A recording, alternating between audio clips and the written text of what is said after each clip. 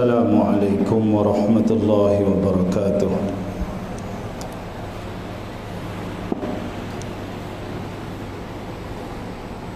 Bismillahirrahmanirrahim. Alhamdulillahi rabbil alamin. Wal 'aqibatu lil muttaqin wa la 'udwana illa 'alal zalimin. Ashhadu an la ilaha illallah wahdahu la syarika lah. وأشهد أن محمدا عبده ورسوله اللهم صل وسلم وبارك على حبيبنا المصطفى رسول الله صلى الله عليه وسلم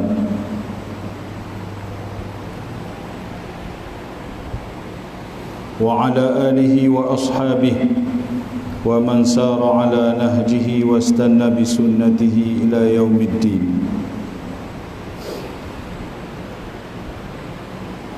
Terima kasih kepada Tuan Imam dan Tuan Kuasa Masjid, khususnya muslimin muslimat yang dirahmati oleh Allah Subhanahu wa taala.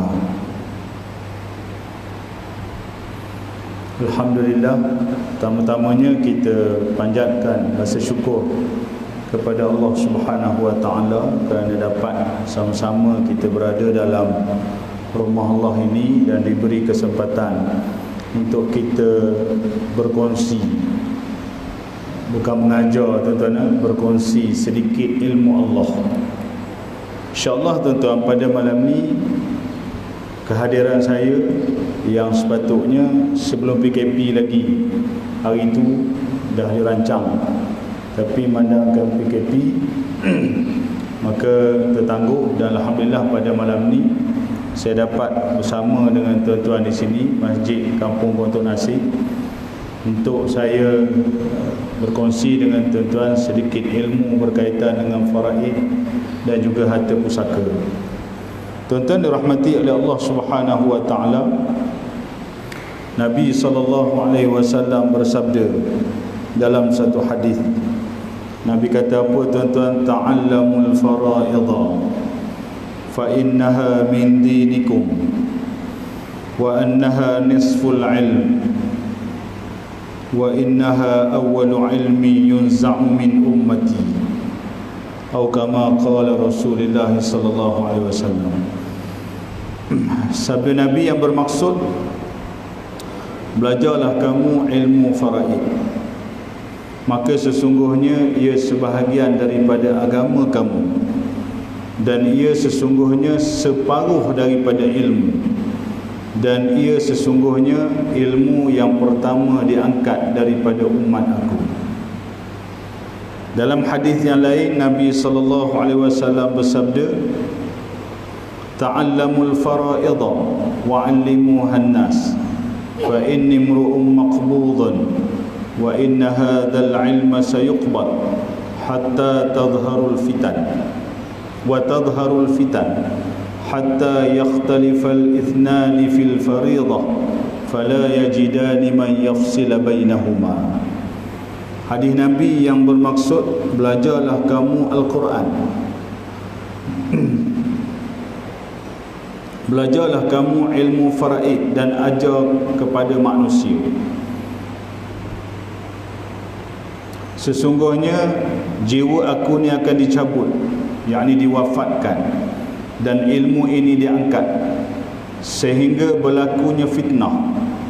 Berlakunya fitnah antaranya apabila dua orang berselisih berkenaan dengan harta pusaka, mereka tidak menemui orang yang dapat menyelesaikannya.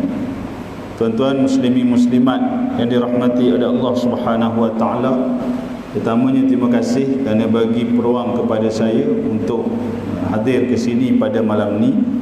InsyaAllah tuan-tuan, saya mengambil ruang yang ada. Kita masa tak panjang, kuliah dalam PKP ni setakat isyak, Tuan Imam. Kalau kuliah saya ni, kalau bawa topik faraid ni sejam setengah belum tentu cukup.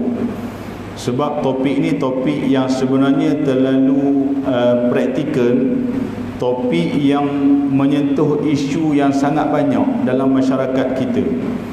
Faraid ni tuan-tuan dirakam oleh Allah Subhanahu wa taala hukumnya di dalam Al-Quranul Karim.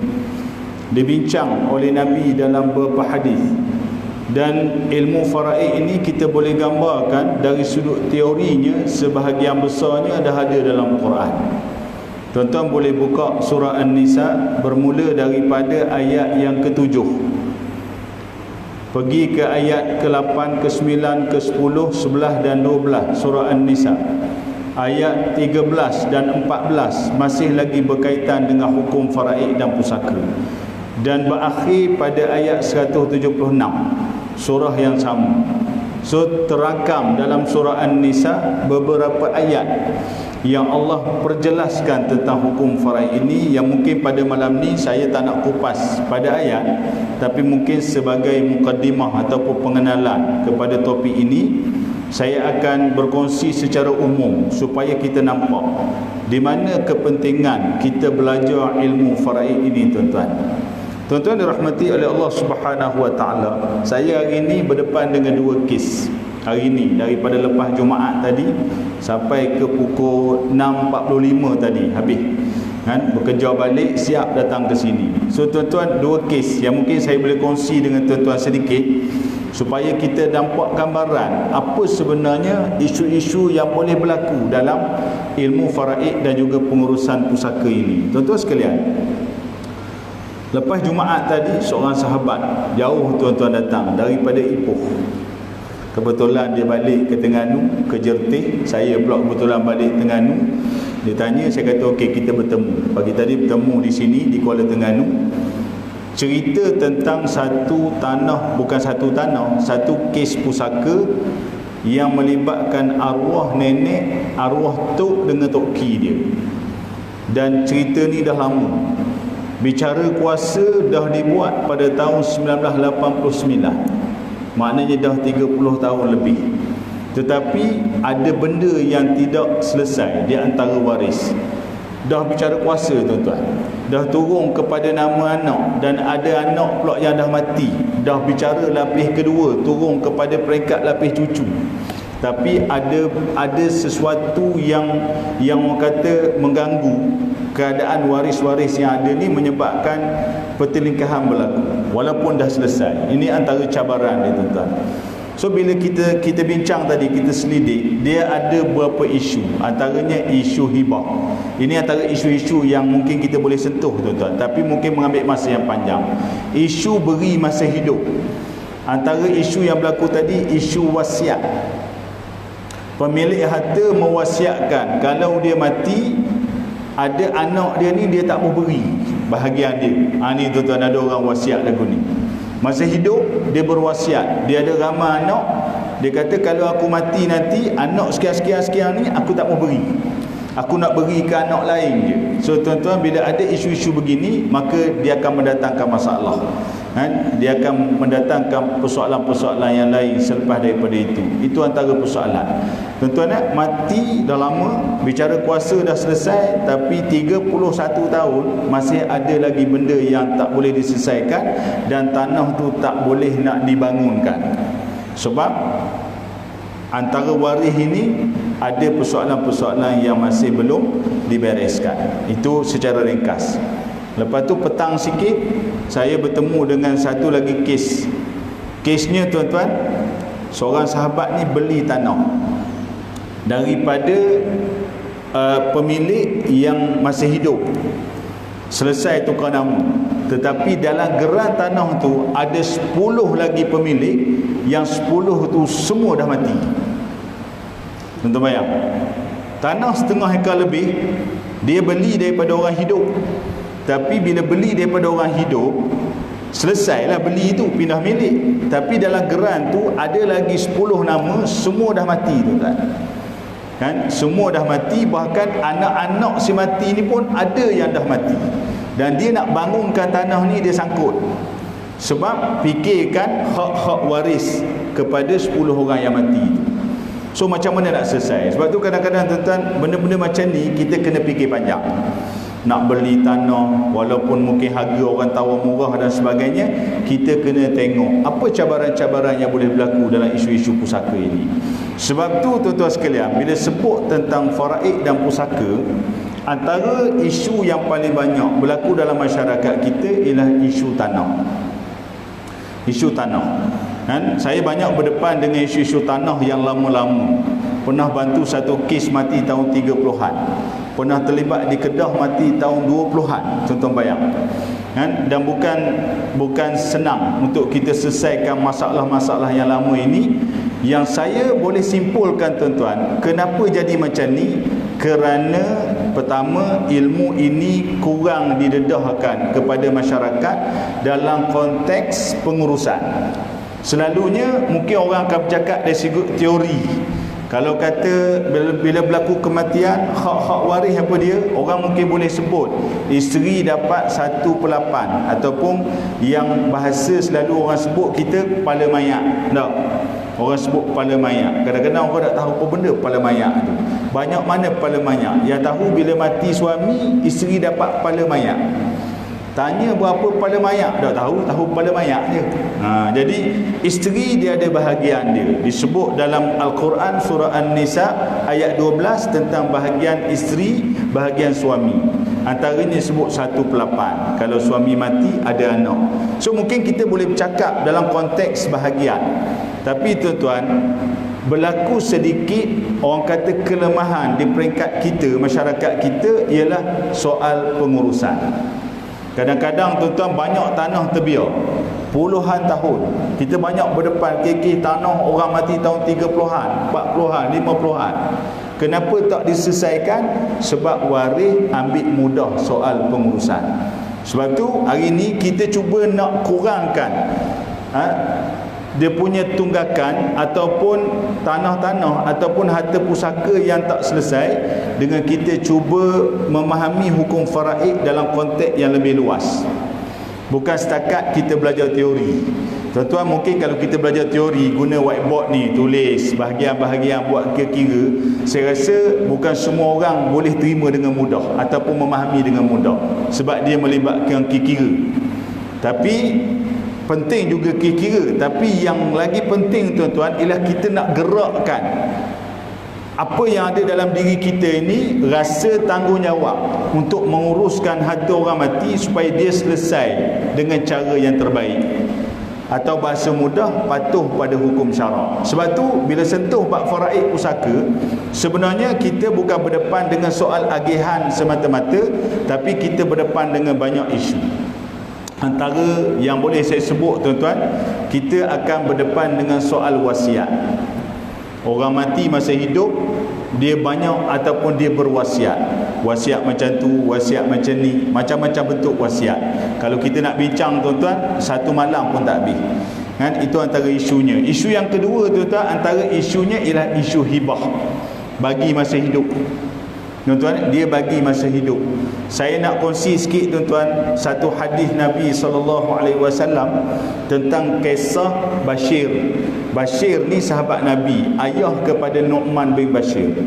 Dia hibahkan, disebut dalam riwayat, dia hadiahkan seorang hamba sahaya kepada anaknya Nu'man. Bila dengar di mak dia tak sedar hati. Mak dia kata, ni disebut dalam beberapa riwayat hadis, mak dia kata kita kena pergi tanya Nabi. Sebab apa mak dia ajak tanya Nabi? Sebab Bashir ni anak dia ramai. Dia beri ke Nu'man seorang. So tuan-tuan, ada tak berlaku dalam masyarakat kita, ada mak ayah beri tanah ke beri harta ke seorang anak lain tak tahu? Ada tak? Dan apa kesan dia bila mak ayah mati? Berlaku tak kelahi tuan-tuan? Berlaku tak anak lain petikai? Kenapa aku tak boleh? Aku ni pun anak ayah juga. Sebab apa boleh kemu seorang? Tu belum cerita lagi anak kecek ayah mak. Tu belum cerita tu lagi. Hak ni hak ayah beri, tapi beri senyap-senyap walaupun ada sebab. Balik pada hadis tadi, bila dirujuk kepada Nabi SAW, Nabi tanya Nu'man dan Nabi tanya Bashir, Bashir mu ada anak lain tak selain pada Nu'man? Bashir kata ada lagi anak lain. Dan mu beri tak kepada anak lain macam mu beri pada Nu'man? Tak beri, aku beri ke Nu'man seorang. Tahu tuan-tuan apa Nabi jawab? Nabi kata, apa yang membuat ni adalah satu perbuatan yang zalim. Sebab perbuatanmu ni tak adil. Jadi Nabi suruh tarik banding. Sebab tu tuan-tuan, persoalan tentang hibah ni dia banyak sangat berlaku dalam masyarakat kita. Tukar nama, pindah milik. Ni belum lagi kita nak bercerita ayah mak beri tanah ke anak sebab anak nak buat pinjaman rumah. Beri pinjam je, tapi kena tukar nama. Cerita tentang ayah tukar nama tanah ke anak sebab anak nak mohon lesen senjata. Kita nak mohon lesen senapang ayah, tapi syarat kena ada tanah sebagai jaminan. Dapa ayah tukar ke mu? Tapi ingat bukan tanah mu ni. Dia ayah akan begitu. Tukar. Boleh lesen senjata, lepas tu apa dia punya cabaran lepas pada tu? Dia akan jadi masalah. Tuan-tuan, ini antara isu-isu tanah. Baik. Yang ketiga tuan-tuan, isu pusaka dalam masyarakat kita ni gambaran secara umum tuan-tuan. Saya tak nak detailkan sebab mungkin akan ambil masa. Isu harta sepencarian. Ramai orang tanya pasal sepencarian. Bila mati je suami, isteri tanya selalu, mana cari yang mau? Bila buat terekoh je, pergi jabat pusaka, kita nak bagi ikut faraid, mak isteri pula tanya, mak nak cari yang dulu. Selesai tak tuan kat jabat pusaka? Tak boleh selesai. Sebab bila sebut harta sepencarian ni tuan-tuan, ceritanya banyak. Kalau kita balik dalam Quran, kita tak temu dalil khusus bab sepencarian. Dalam hadis pun tak sebut. Balik kitab-kitab fiqh pun tak ada bincang bab harta sepencarian. Tapi orang lain ni duk cakap. Bahkan ada hak tukang jawab tuan-tuan, hak ni yang kita bimbang. Oh, ayahmu mati, makmu ada carian tu separuh, dia kata. Dia jawab tu. Dia bagi fatwa tu. Hak ni dengar pula, oh sedap, separuh boleh. Bahkan tuan-tuan minta maaf, ada ustaz-ustaz berceramah berkuliah, dia sebut isteri jangan bimbang. Mati suami kita, isteri ada harta sepencarian dah separuh. Dia beri separuh selalu. Orang puan dengar sedap duduk dah. Dia kata rumah tok lelaki separuh hak isteri, harta sepencarian. Tu dia pakai buah tu. Separuh lagi ada faraid pula untuk isteri. Kalau suami mati ada anak, kita boleh lagi 1/8. Orang puan dengar, oh sedap, banyak dah tu. Jadi dia pakai kaedah tu. Sebenarnya tuan-tuan tak boleh pakai kaedah tu. Harta sepencarian ni dia bukan macam faraid. Faraid bila sebut suami mati, ada anak, isteri 1/8. Pada mayat tu lah. Bila suami tak ada anak, isteri 1/4. Kalau sebaliknya isteri mati, ada anak, suami 1/4. Isteri mati tak ada anak, suami 1/2. Itu faraid yang hukumnya mutlak disebut dalam Quran. Orang tak boleh petikai dah tuan-tuan. Tetapi bila pergi ke sepencarian, dia lain. Sebab hukum dia ni bukan mutlak separuh. Tetapi hukum dia yang boleh mengesahkan kadarnya ialah Mahkamah Tinggi Syariah. Sebab tu kita kena faham duduk situ. Jadi jangan terlalu cepat bila mati je kata carian-carian, tutup carian, main ambil terus pun ada dan sebagainya. Benda ni memerlukan kepada kefahaman yang mendalam. Dan di sana kita berdepan dengan banyak isu-isu lain, antaranya isu penama. Tuan-tuan, kita ada buka contohnya akaun tabung haji. Ada orang kerja dia ada KWSP, EPF, dan adalah akaun-akaun lain. Bila dia pergi, dia letak penama. Tuan-tuan, fatwa dah lama dah keluar. Penama ni hanyalah pemegang amanah. Sebab tu kita nak letak penama, jangan letak sebarangan. Tu penting tuan-tuan. Kita ada tabung haji, letak. Kalau orang lelaki biasa dia letak siapa penama? Kalau orang lelaki kita dia letak biasa siapa penama dia, Tuan Imam? Isteri kan? Tak. Orang lelaki kalau dia ada tabung haji KWSP, bila letak penamaan nomination ni, dia pun nama isteri. Tapi pernah tak kita tanya isteri kita, hak ada tabung haji juga, simpanan juga, dia pun penama siapa? Dia pun tak penama kita suami. Tak bubuh. Sebab apa dia tak bubuh? Sebab dia tak percaya ke tuan-tuan? Yang tuan-tuan pergi percaya ke dia tu sebab apa? Cuba cek molek sebenarnya. Soal kepercayaan tu penting. Kita kena letak penama orang yang betul-betul faham. Bukan soal hak dia, sebab penama ni hanya pemegang amanah. Bila mati je pemilik harta, tengok ke respi tabung haji ada penama. Penama memang boleh keluarkan duit itu. Memang boleh keluarkan duit itu. Tetapi dia wajib mengagihkan duit tersebut kepada waris-waris si mati mengikut hukum faraid. Bukan hak dia semata-mata. Tapi ramai lagi orang tak faham, tuan-tuan. Ini antara isu-isu yang mungkin kita akan depani. Dan banyak lagi isu-isu lain, tuan-tuan. Antara isu yang saya biasa berdepan, isu tumpang. Tahu isu tumpang, tuan-tuan? Suami buat rumah, tanah nama isteri, geran tanah nama isteri. Isteri buat rumah, geran tanah nama suami. Ayah beli kereta pakai nama anak. Anak beli kereta tumpang nama ayah. Macam-macam jenis, tuan-tuan. So bila berlaku kematian, bagaimana harta-harta yang duduk atas nama orang lain? Ada orang beli tanah, nama tak tukar, dan macam-macam cerita, tuan-tuan. Ada orang beli tanah, kongsi 10 orang. Ini biasa berlaku di kalangan orang cerdik pandai. Tanah kongsi 10 orang ataupun kongsi 6 orang sebagai contoh. Tanah seka, sebab tanah mahal, kongsi ramah. Boleh tak masuk nama ramah? Tak boleh masuk nama ramah. Dia masuk nama seorang sebab seka. Apa kesudahannya? Ada kes beli tak nama seorang, tak cara benda satu, tuan-tuan, sampai ke mati. Akhirnya hak lain nak tutup balik susah. Sebab si mati ni ada waris-waris dia. Apatah lagi kalau waris ni bawah umur. Ni tuan-tuan, isu-isu pengurusan. Sebab tu kita kena berhati-hati betul-betul dalam kita beli aset, memiliki aset, supaya kita faham cabaran dia, kesan kemudian hari, macam mana kita nak dapat pemilikan yang sebenarnya. So faraid dia bukan isu setakat nak bagi je. Orang kata apa benda faraid ni? Faraid ni ilmu bagi saka lepas mati. Tuan-tuan, kalau kita tengok setakat tarikh tu, kalau kita study hari ni, banyak harta-harta pusaka yang tak diurus, tuan-tuan. Bukan main juta, bukan main bilion, puluhan bilion nilai aset yang kebanyakannya tanah-tanah pusaka yang tidak diuruskan oleh waris. Antaranya sebab tak faham pengurusan, antaranya sebab mungkin melibatkan kos-kos dan sebagainya, antaranya hak paling banyak melibatkan apa? Tidak ada kerjasama antara waris. Saya pernah berdepan dengan satu kes baru ni di Pahang. Dia, ayah dia mati dah 30 tahun. Anak baru tahu. Ayah lepas mati 30 tahun baru tahu ayah ada tanah. Tuan-tuan, dahsyat mana dok cerita pasal harta kita pada anak-anak. 30 tahun mati, cek temu si mati ada tanah. Maka anak ni usaha nak selesaikan, fikirkan tanggungjawab. Anak puang.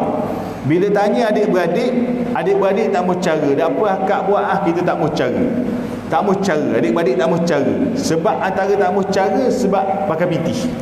Nak uruh benda-benda lama, tuan-tuan, nak selesai gimari sebagainya. Kalau cari orang tolong buat sebagainya, makan kos belaka. Jadi bila orang ni nak uruh, adik-beradik lain kata tak mau cara. Dah apa akak buat bawa selesai, pergi selesai belaka semua, turun nama kakak belaka. Turun nama. Dah apa ambil ke kak belaka sebab kak urus. Tapi tuan-tuan, bila dah lama kelamaan, kawan ni nak jual tanah tu. Ni hak tukang urus ni nak jual. Nak jual, tanah masa tu jadi mahal. Tuan-tuan, masa urus dulu mungkin murah. Dah kediang-kediang main ratus ribu, bila dah jadi pitih, dia mari keling balik. Ini saka ayah ni kena bagi ikut faraid. Ni tuan-tuan, tabiat waris. Dah jadi pitih dia keling kan? Masa duduk dalam keadaan tanah tak bercara. Benda-benda macam ni, Allahu Akbar, tuan-tuan, banyak dugaan dia dan cabaran dia. Sebab tu insya-Allah, tuan-tuan, bila kita sentuh tentang faraid ini, kita bukan nak belajar tentang teori sahaja. Saya pun sebenarnya tak fokus bab kira-kira sangat. Kita lebih utama kepada kita nak bagi sentuhan supaya kita sedar tanggungjawab dan kepentingan untuk kita menguruskan harta pusaka. Tuan-tuan sekalian, cuma pada malam ni sebagai pengenalan, kita kenal sikit-sikit apa benda faraid dan pusaka ni, supaya kita nampak. Sebab kadang-kadang orang nampak pusaka ni benda-benda besar, benda-benda kecil orang tak cara, tuan-tuan. Kan, orang nampak tanah, orang nampak rumah, orang nampak piti, nampak benda-benda gitu. Benda-benda kecil kadang-kadang orang terlepas pandang. Baik, kita kenal sikit-sikit tuan-tuan dirahmati oleh Allah Taala. Faraid ni tuan-tuan, kan? Saya baca sini, saya ada tulis satu buku lah, buku nipis gini. Kan, siapa-siapa yang berhajat nak buku saya ni lepas mayang esa lagi boleh temu saya luar tu. Nipis je buku sebagai panduan asas. Kuliah saya pun saya pakai buku ni lah. Ni kitab saya. Faraid ni tuan-tuan, ilmu tentang pembahagian harta pusaka. Hak tu hak biasa orang nampak pekat awal. Bila sebut faraid, ni ilmu bab bagi saka. Bila bagi lepas mati kan, tengok-tengok tak bagi pun, tengok-tengok bagi tak betul pun. Dalam Quran ada tulis bahagian masing-masing. Suami, isteri, anak lelaki, anak puang. Orang kata anak lelaki 2 bahagian, anak puang 1 bahagian. Ada bahagian ayah mak, ada bahagian adik-beradik. Ada jelas dalam Quran. Tapi bila mati, bila pergi bagi, tak ikut pun bahagian tu. Dia bagi lagu mana biasa?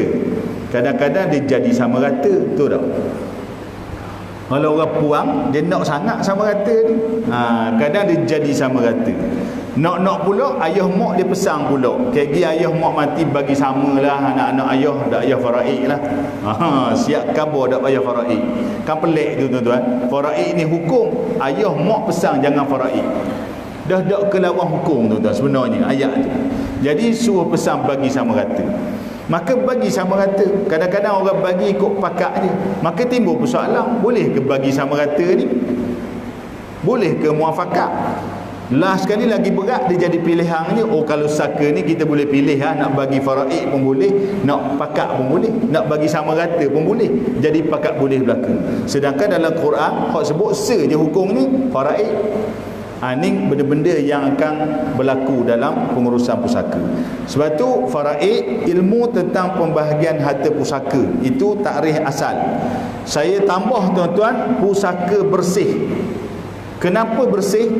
Orang mati ni tuan-tuan, learning ke dulu ke, ada dak orang mati tak ada hutang. Cari tuan-tuan, orang bila dia mati bersih daripada hutang, payah nak temu. Kok mana pun dia akan ada hutang. Sebab tu bila dia mati tinggal saka, harta saka dia tu kena bersih dulu daripada hutang, baru boleh pergi ke waris. Walaupun ada orang kata bagi dululah hutang kita selesai kemudian, hak tu tak pakar tu. Sebab kalau kita pergi ke ayat Quran, Allah sebut jelas. Bila cerita je bab waris, 4 kali Allah sebut dalam ayat-ayat faraid ni tuan-tuan, min ba'di wasiyati yusi biha audain. Bab bagi saka kepada waris ni mesti selesai dulu wasiat dan juga hutang. Allah sebut 4 kali tuan-tuan, bukan sekali, 4 kali nak cerita pentingnya bab hutang. Sebab tu penekanan pada hutang ni dia menjadi salah satu poin penting dalam kita ngaji ilmu faraid. Dan Nabi pun sebut dalam hadis sahih, Nabi kata apa?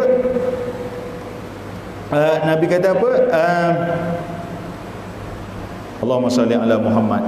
Lupa dah, nak sebut tu lupa dah. Bab hutang ni, nafsul mu'min mu'allaqatun bidainihi hatta yuqda anhu. Riwayat al-Imam At-Tirmizi. Jiwa seseorang mukmin tu tergantung dengan hutang dia sehingga hutang dia selesai. Jadi siapa hak wajib selesai hutang? Waris. Menjadi tanggungjawab waris. Sebab tu kita kena ajar waris-waris kita ni beringat, ayah mati ni ada hutang, jangan duk sibuk nak bagi rumah untuk anak ni, kereta anak ni, pitih bagi gini, jangan duk sibuk tu lagi tuan-tuan. Hak tu pun penting juga, tapi hak lagi utama kena khabar ayah ni ada hutang ni. Ni hutang kedaning. Kalau jenis orang-orang niaga dia ada hutang dengan pembekal. Kalau kontraktor dia ada hutang-hutang macam-macam bentuk hutang. Hutang hak kecil, hutang hak besar ada berlaku.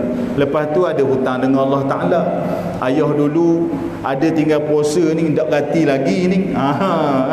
Jadi ikhtiarlah gati. Hutang ke kita ikhtiar selesai masa hidup, tapi mungkin ada hak dakdang selesai. Bila dakdang selesai dia jadi tanggungan kita. Kita akan terikat, tergantung. Sebab tu Nabi sebut mu'allaqatun. Kita terikat dengan hutang sehingga hutang kita selesai. Siapa wajib selesai? Waris-waris kita. Sebab tu ajar dulu khabar tu.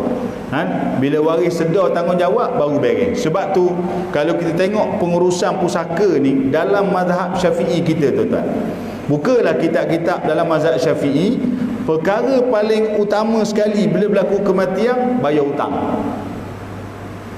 Selalu hak orang duk buat bila mati, benda hak pertama sekali orang buat urus jenazah tau. Betul tak? Bila mati seseorang, selesai jenazah dulu. Selesai jenazah, mandi, kapang, ke bumi, selesai belaka. Dan memang urus jenazah ni salah satu tanggungjawab dalam pengurusan pusaka. Sebab kita boleh ambil untuk urus jenazah daripada duit saka. Belanja urus jenazah tu boleh ambil. Tak payah tanya waris, ambil berapa belanja. Ulama kata jangan kedekut sangat, jangan terlalu mewah. Ambil belanja tu untuk mandi dia berapa kos, kapang dia berapa kos, ke bumi dia berapa kos, ulang alik kenderaan dia berapa kos. Ambil situ, boleh ambil, sebab tu wajib. Tapi kalau kita belek betul-betul dalam kitab, dalam mazhab Syi'i sebut, sebelum urus jenazah rupanya ada satu lagi tanggungjawab hak lebih utama, bayar hutang yang berkait dengan harta si mati. Dah agak-agak, tuan-tuan, kalau kita nak buat sungguh-sungguh bayar hutang yang membabitkan harta si mati ni, bila agak boleh ke bumi jenazah? Itu persoalan yang kita nak kena tanya. Jenazah ada dah ni, tapi tengok dalam kitab sebut bayar hutang dulu. Nak belek babak hutang kita pun tak tahu. Arwah pun tak pernah cerita pasal hutang dia. Ni yang jadi masalah. Dan hutang kita ni dia ada dalam berbagai bentuk. Tapi nak gambarkan, sebelum pergi ke agihan-agihan yang lain, tanggungjawab paling besar ialah kita kena clearkan hutang dulu. Jadi yang wajib menjalankan tanggungjawab ini ialah waris kita. Sebab tu uruskanlah hutang kita dengan sebaiknya. Orang tanya, dia kata, Ustaz, dah kalau orang ni mati, dia hutang je banyak, harta tak ada. Tuan-tuan, hutang banyak, harta tak ada. Wajib tak waris bayar hutang? Kalau memang tak ada harta, tak wajib atas waris. Tapi hutang tetap ditanggung oleh si mati. Kalau waris rasa siang, dia usahakanlah bayar. Tapi kalau dia kata hutang pandai sangat, bayar tak mau, waris kata waris tak mau bayar, dia tak menjadi satu dosa atas waris. Jadi waris wajib bayar hutang daripada harta hak kita tinggal. Kalau siapa hak kena jual harta, jual. Saya pernah ditanya satu persoalan oleh waris. Tuan-tuan, arwah ni dia memang mati tak ada pitih, tak ada benda satu. Pitih tak ada lah, adalah harta tapi tak banyak. Yang dia ada tanah je. Yang dia ada tanah je tu. Dan tanah pun tak luas. Kalau jual pun setakat dalam belas-belas ribu je.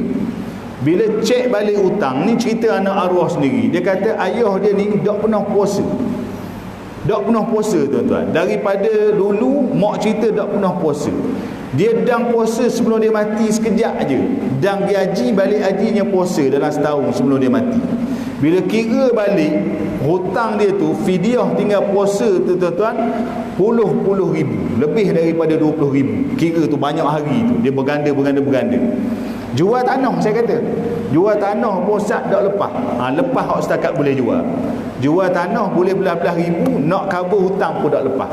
Jadi hak jual tu settle, hak baki tu arwah tanggung sendiri. Sebab tu ni pengurusan. Sebab tu kita kena ambil cakna tu tak? Jangan kita main ambil mudah je. Kan main serah bulat-bulat pada waris. Kalau dia tak tahu, tak ada maklumat, kita jadi susah. Sebab tu faraid dia berkait dengan soal pengurusan hutang. Baik. Pembahagian harta pusaka bersih kepada siap waris yang berhak. So bila pergi ke waris, dalam faraid ni, tuan-tuan, antara sebab kita belajar faraid ni, kita nak kenal waris kita. Kita nak kenal waris kita. Waris ni, tuan-tuan, ramai. Dia ada waris utama, dia ada waris hak jauh yang lemah. Tapi mereka adalah waris. Dan di sana, tuan-tuan, ada orang-orang yang dekat dengan kita tapi dia bukan waris kita. Antaranya siapa, tuan-tuan? Kita tak ada anak, kita ambil anak angkat. Anak angkat bukan waris. Orang tanya, Ustaz, kita bing anak angkat tu ke dia. Tu lagi berat nanam. Makna pecah rahsia. Kita bank dah ke kita anak akak. Tak boleh ke? Bukan setakat tak boleh. Bank ke mung tu pun hukumnya haram. 2 kali kerja tuan-tuan situ. Bank dah. Lepas tu budak tu kat dalam bank kan puak akak. Bila mati puak akak, dia boleh claim saka tuan-tuan. Sedangkan dia tak ada hak. Sebab tu kita mungkin akan kita ada berdepan dengan kes-kes pusaka yang dituntut oleh anak akak yang dalam IC memang bank kan ayah akak. Ini ada berlaku tuan-tuan. Tapi dia memang tak layak. Anak tiri, anak susuan. Walaupun hukum kata anak susuan ni dari sudut fiqahnya dia macam anak kandung. Dari segi auratnya dan sebagainya, tapi bab faraid dia tidak boleh mewarisi harta kita sebab dia bukan darah daging, dia bukan nasab. Untuk jadi waris mesti nasab. Lepas tu tuan-tuan, ada di kalangan orang ni dia nasab kita tapi tak jadi waris. Ni mengenali waris. Nasab sayang sangat tapi bukan waris. Nasab yang bukan waris ni tuan-tuan, kaedah dalam ilmu faraid sebut apa? Seseorang yang hubungan dia dengan si mati melalui orang puang. Nampak tak tu? Seseorang ni hubungan dia dengan si mati melalui orang puang. Contohnya siapa? Kita ni toki. Kita ada anak puang. Anak puang kita ada anak. Siapa tu? Cucu lah. Cucu kita, cucu dari anak puang. Kita mati tuan-tuan, kalaulah kita tak ada anak mati dulu pada kita, tinggal cucu je. Cucu dari anak puang bukan waris. Cucu dari anak puang bukan waris. Toki sayang lagu mana ke cucu pun, layang ke cucu bukan main, baik masa hidup. Kita mati, kita tak ada waris lain ni. Contohlah Toki ni dia ada seorang je anak puang, seorang anak puang tunggal. Allah takdirkan anak puang ni pula mati dulu pada dia. Jadi dia pula tukang jaga cucu-cucu dia tu. Jaga cucu.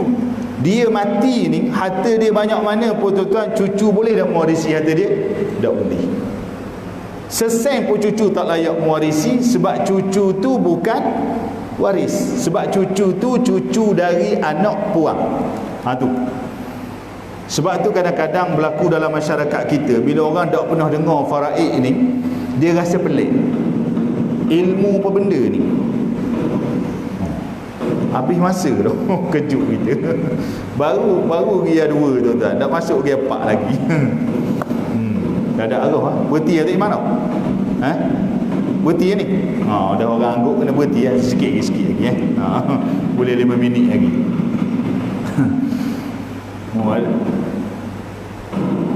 Ada beduk saja ni. Habis dah. Kejut ke beduk? Tak pernah dengar tu, tak lama. Tu beduk katak ke beduk dalam dia tu? Cucu bukan waris. Sebab tu banyak mana harta kita dia tak bagi ke cucu. Sayang cucu tapi dia bukan waris. Sebab tu bila kita ngaji faraid ni tuan-tuan, kita sedar ada orang-orang yang kita sayang tapi dia tidak mewarisi harta kita. Situ pentingnya kita belajar bab wasiat. Kita belajar bab wasiat, kita belajar bab hibah, beri masa hidup atas sebab-sebab tadi. Contoh macam ada orang dia bela anak angkat. Anak angkat dia ni bukan orang lain, anak saudara dia. Dia ambil anak adik dia jadi anak dia, buat anak akak. Bil tak tukar pun, tapi anak saudara dia. Sayang ke anak saudara, bila dia mati, anak saudara ni ada 2 jenis. Ada anak saudara hak jadi waris, ada anak saudara tak jadi waris. Hak tak jadi waris mana? Anak saudara daripada adik-beradik puang. Jadi kalau dia ambil anak saudara daripada adik-beradik puang jadi anak akak, dia mati tak ada waris lain, hak boleh siapa dia?